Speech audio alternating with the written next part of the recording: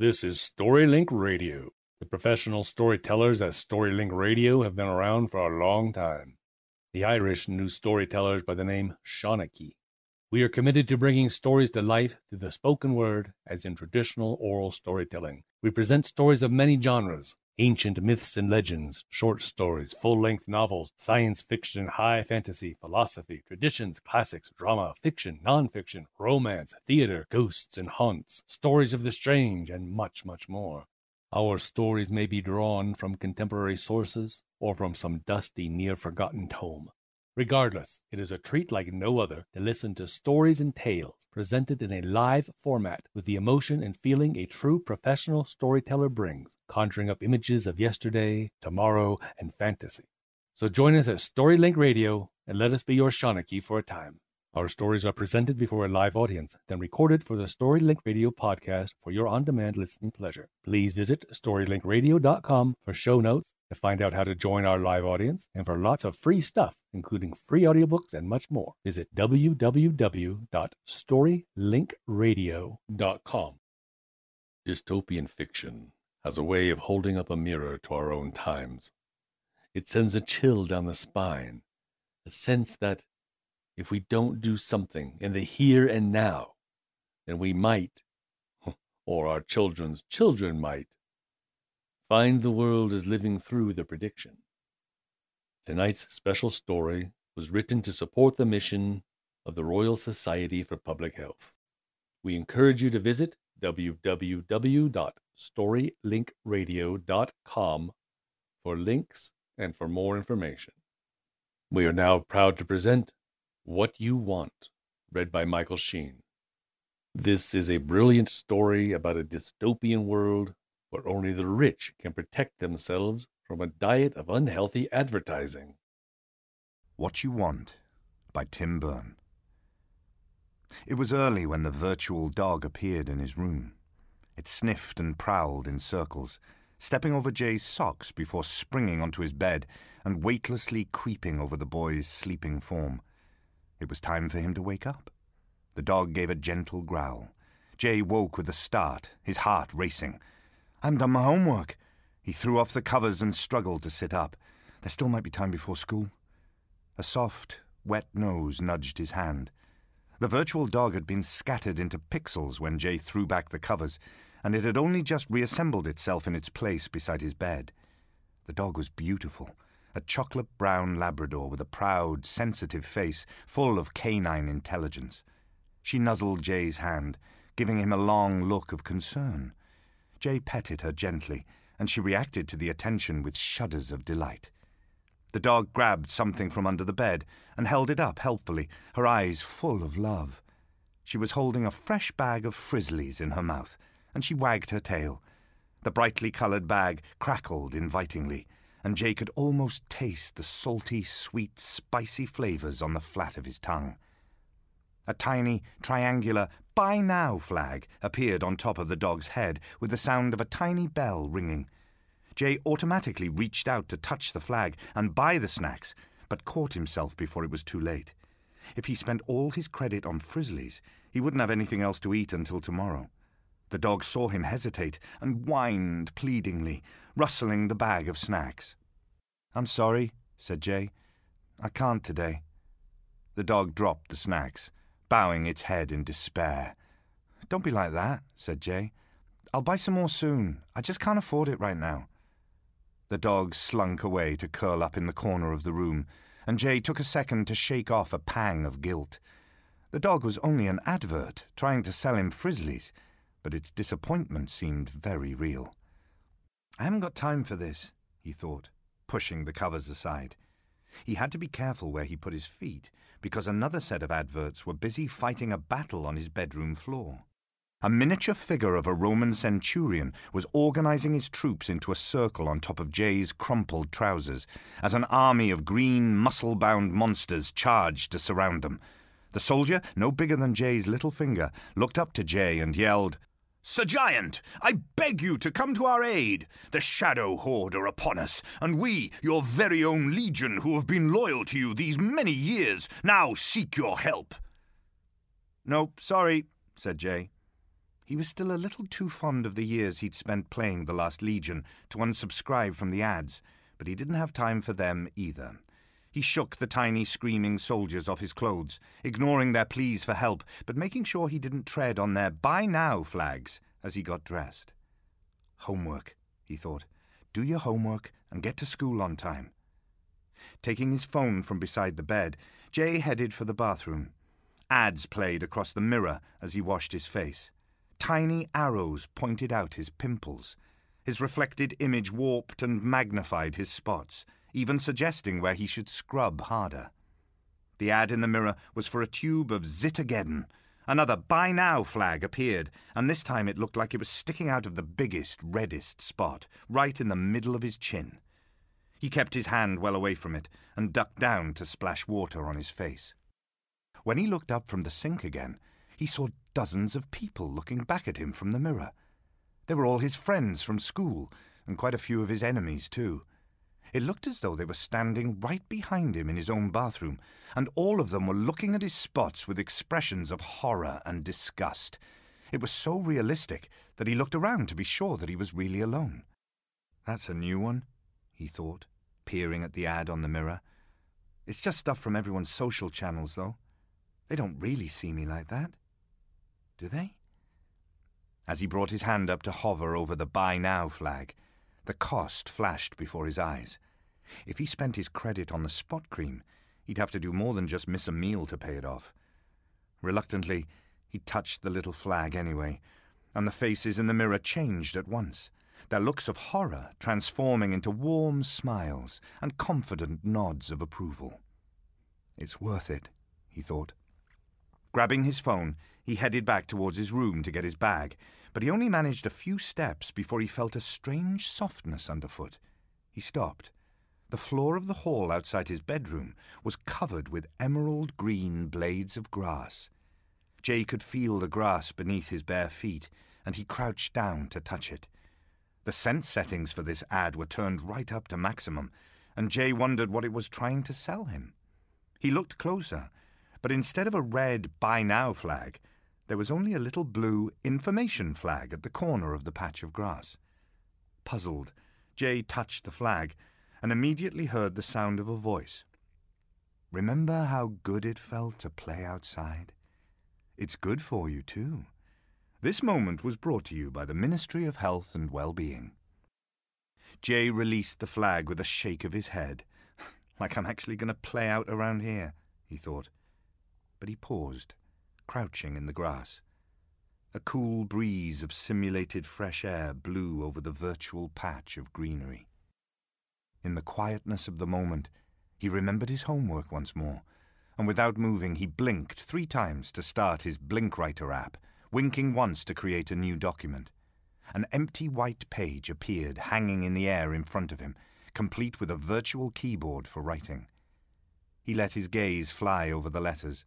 The system had learned to read the tiny movements of his eyes years ago, and now it worked so smoothly and effortlessly that it almost felt like it was reading his mind. But as he put a title on the new page, the document, the keyboard, and the grass beneath his feet all vanished.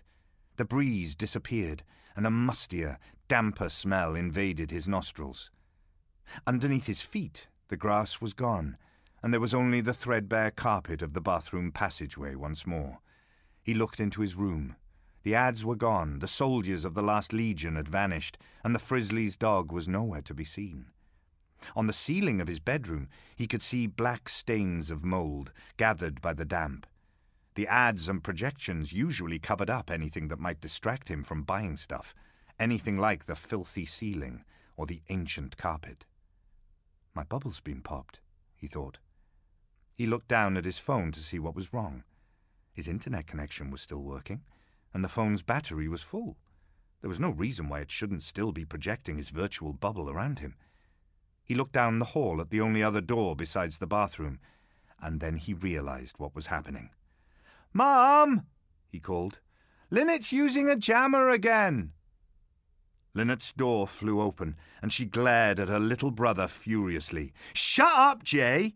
If you don't want your bubble popped, then stay out of my airspace!" "It's illegal to jam the internet," said Jay. Actually, it's not, said Lynette. It's just against the terms of service. Same thing, said Jay. If you get caught jamming, they'll cut you off. You won't even have email anymore, let alone social channels. Listen, she said, maybe when you're a bit older, you'll understand how valuable it is to have a little bit of privacy. But for now, please take my word for it. She was doing the big sister move that annoyed him the most, acting all superior just because of the measly 2-year age gap between them. I hope you do get cut off, said Jay. You'll have to beg me to message your friends for you. You've hardly got any anyway. You're so extreme about this privacy stuff. Most people think you're a freak. Lynette didn't move away, but she looked down at the floor. Jay knew he'd gone too far. I'm sorry, he said, but it was too late. I didn't mean that, he said, as she slammed her bedroom door. After a second, the grass reappeared under his feet as the internet came back on.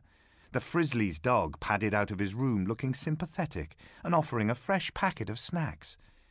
Jay grabbed the Buy Now flag, sending the dog into a frenzy of thankful wagging and nuzzling against his leg.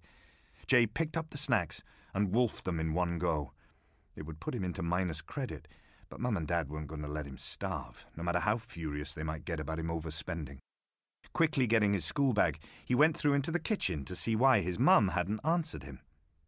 Jay's mum was sitting at the kitchen table, busy with work. She'd probably only just got up, because she was wearing her old dressing gown and slippers. Not that whoever she was talking to would be able to tell. Her face was covered with virtual projections of expensive makeup. A neatly pressed blouse was projected over the top of her shoulders, making it look like she was properly dressed. A view of a busy office was projected in the air behind her, covering up the view of the kitchen cabinets. Her phone lay on the table in front of her, controlling the whole illusion. Jay's mum worked as a personal attention assistant.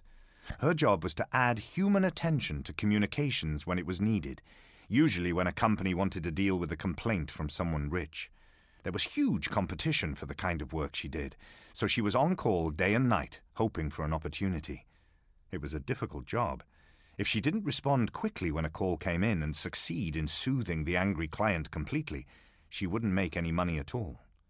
Despite making careful apologies to the person at the other end of the line, she managed a glance in Jay's direction. Out of sight from the video caller, she pushed a plate with a few slices of slightly burnt toast across the table towards him. The call must have come in when she was about to have breakfast, but there was no way she could eat anything now until after she was done. Jay picked up the toast, thankfully, and squeezed her hand. I understand completely, Mr. Corvus, said Jay's mum. Of course, we're so sorry for any inconvenience. Please, let me look into that matter for you.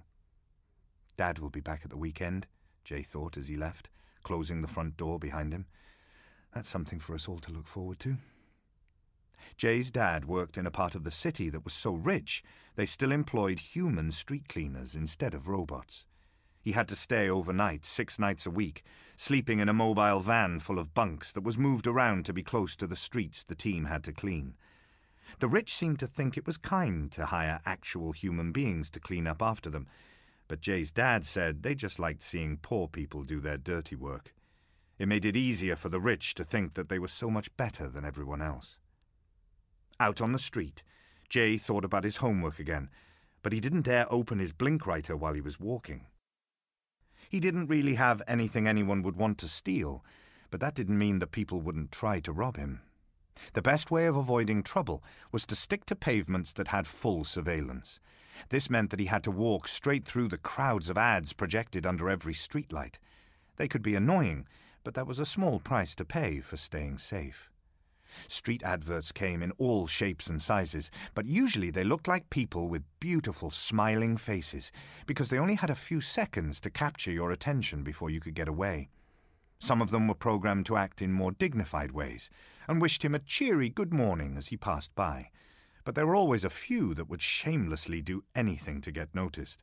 Sometimes they tried to block your way, yelling at you, or whispering urgently about whatever special offer they were selling, as though they were passing on an exciting secret.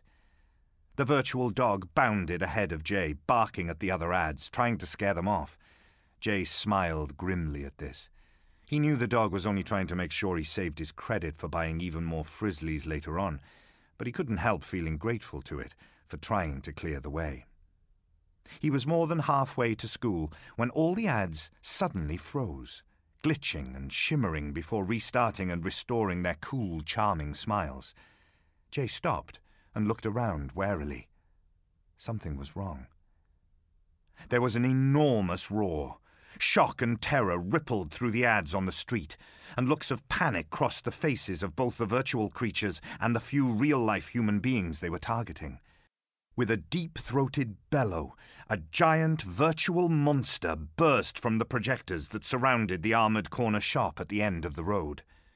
It looked like a hideous combination of a Tyrannosaurus Rex and a World War II tank. Glowing red eyes glared all around, picking out pedestrians with red beams of virtual light.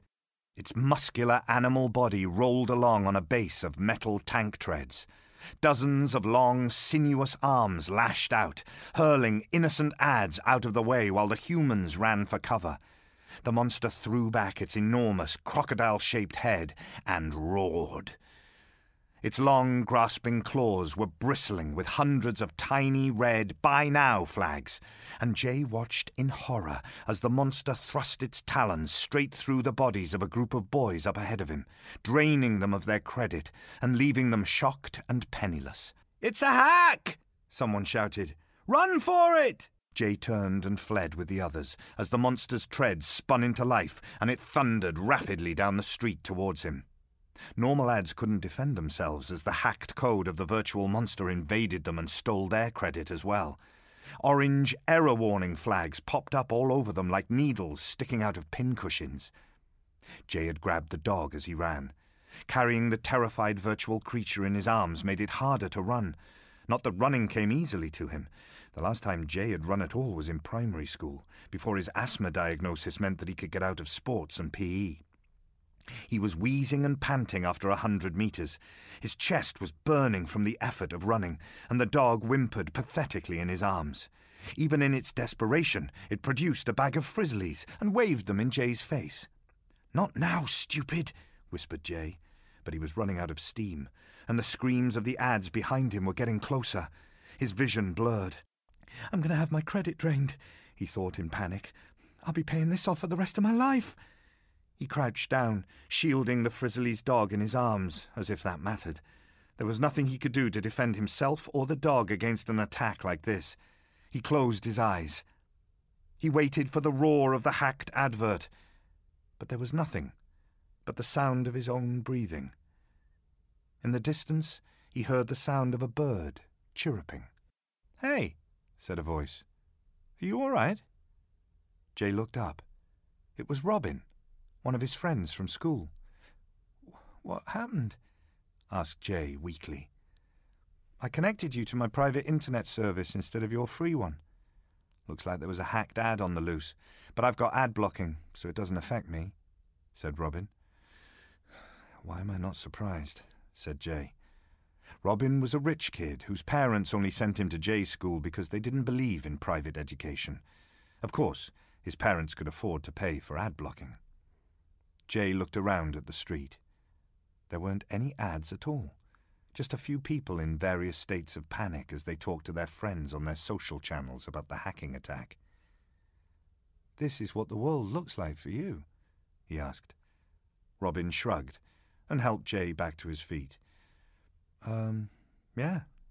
What else would it look like?" "Busier," said Jay. "More dangerous and a lot harder to do your homework in." He tried to sound casual about the hacked ad, but his heart was still racing from the panic, and he was out of breath from running. The Frizzly's dog had vanished. "Walk in with me," said Robin, helping his friend up. "Maybe I can help you with the homework thing, too. I've got Ask All Pro. If you need to research something, it gets me access to news sites, the real ones, not just ads pretending to be news." A plain text search box appeared in the air in front of them, along with a Blinkwriter keyboard. Thanks, but it's not that kind of homework," said Jay. "It's something for Miss Swift. She set us this dumb writing thing. I want to do it, but I just can't seem to get around to it." What is it? She just told us to write about what we want. What? Like, what you want for your birthday? No, like, what we really want. Like, what do we want to do with our lives? Maybe you can finish it at lunchtime, suggested Robin. Maybe, said Jay, his tummy growling at the mention of lunch. They arrived at the school gates, and Jay breathed a little easier. There wasn't any internet access allowed on school grounds, except for the stuff managed by teachers. As soon as Jay's phone separated from Robin's internet access and connected to the school system, it buzzed with a notification. He was late. Jay's first lesson was art, where Mr. Martin had them using pencils and real physical paper instead of virtual tools and projections. Jay found himself just as frustrated as everyone else that there was no way to completely undo anything that you'd done. It was horrible in some ways, but the pencil felt good in his hand, and Jay didn't want to stop. Mr. Martin let them carry on through lunchtime if they wanted to. Jay couldn't afford lunch anymore anyway. The school was overcrowded, and it was getting pretty run down. Without ads, there were no projections to hide the sorry state of the building. There was a basic timetable for lessons, but there was no system to help you manage your friendships and contacts, so you always ended up mixing with random people. Despite it all, Jay liked it. The school had a busy energy to it that was fun in its own way. He still didn't manage to do his homework, but there was no point worrying about it anymore. He was too busy. Miss Swift's English class was the last one of the day. The chatter in the classroom stopped as she arrived, and everyone sat up. Most teachers couldn't really compete with gossip about the stuff on the social channels, but Miss Swift was always interesting. Today, however, she looked unusually tired and went straight to her desk at the front to sit down. Usually she stood at the front and talked for a bit, then walked around looking over people's shoulders and chatting to them while they worked. Today was different, though. She stared up at them and forced half a smile. "How many of you managed to do your homework?" she asked. "Wait, don't answer that. It was a little unfair of me to ask you something like this. Working out what you really want is probably one of the hardest things in the world. Most people never really come up with an answer. Not one that's true for more than a couple of hours, anyway."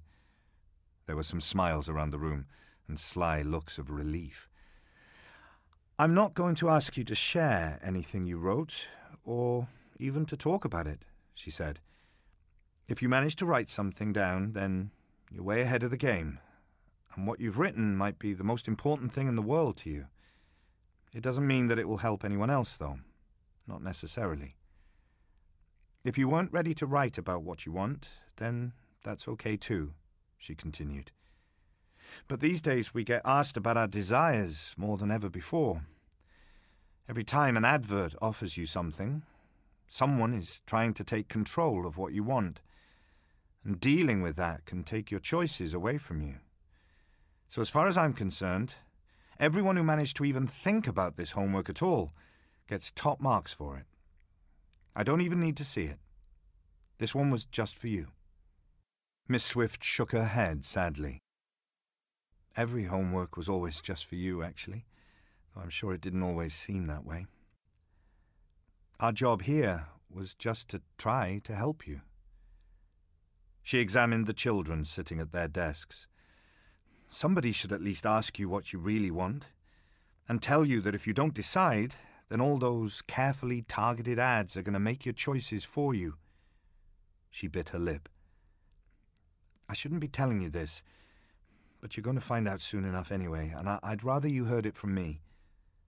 A deeper silence filled the room as everyone stared at Miss Swift, waiting.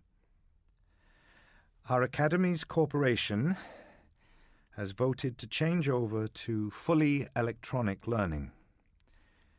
It's a lot cheaper, mostly because they won't need to bother with school buildings or people like me.